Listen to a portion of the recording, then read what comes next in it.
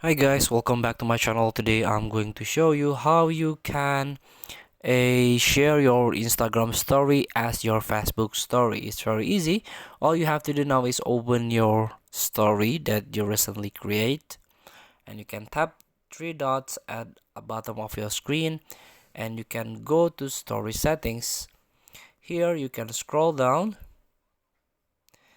and at the bottom there is the last option. You can turn on share your story to Facebook. You can turn this on. Automatically share your Instagram story as your Facebook story.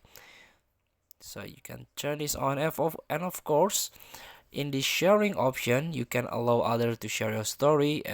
You can turn this off if the people you mentioned share your story to their story or create with it.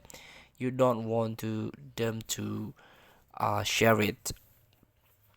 And also allow sharing to messages. You can turn on and let your followers share photo and video from your story in message. Only your followers can see what's shared. So feel free to try. Thank you for watching. Don't forget to comment, like, and subscribe, and so click the button below. See you in the next video.